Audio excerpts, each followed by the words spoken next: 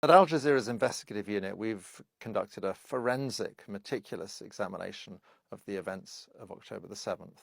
We uncovered very real crimes committed by Hamas and others. But I think what was perhaps most significant were the crimes we discovered that did not happen. And it's hugely concerning that these revelations have been virtually entirely ignored by the Western press.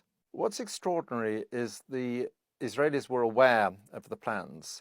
Hamas were actually training quite openly for this operation, and they were actually placing the training videos online so anyone could view them. On the very night of October the 7th, before dawn, spotters along the fence are reporting back to headquarters, and the head of Shin Bet and the head of military intelligence take this seriously enough that in the middle of the night they're up and talking to each other, and they conclude it's just another training exercise.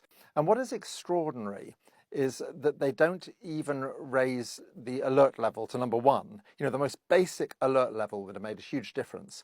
And they don't do that, which means that when Hamas bursts through the fence at 6:30 in the morning, they catch many of the defenders in their beds. I mean, you can see many of the soldiers are killed in their beds. Hamas had anticipated most of their fighters would be killed trying to get through the fence. In fact, only a small number were killed trying to get through the fence. They were as much taken by surprise as anyone by the performance of Israeli intelligence and the Israeli military. Crucially, also, they were taken by surprise by this very large music festival that was taking place, which they don't seem to have been aware of. Having overrun the military bases, the game plan was to grab hostages and take them back. And they do this on a large scale, but they also clearly kill very large numbers of unarmed civilians as well.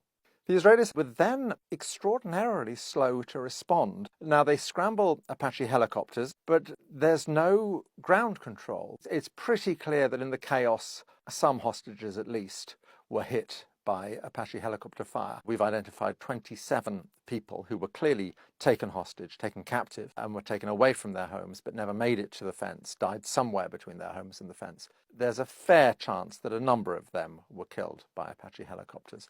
Within the kibbutzes, we've identified 18 people who were pretty much certainly killed by the police and the army as they arrived. 12 of them a specific incident in kibbutz Beri, where you have a large number of gunmen, around 40 gunmen, holed up in a house with 13 hostages. A tank is brought in and opens fire on the house. There are 2 survivors from this incident, which is why we know about it. There may be other incidents we don't know about because everyone was killed, but there are 2 survivors from this who spoke to Israeli media. There's a common sense thing. You just have to look at the scale of the destruction, and it's clear that 1,200 men armed with rocket-propelled grenades and machine guns did not do all of this.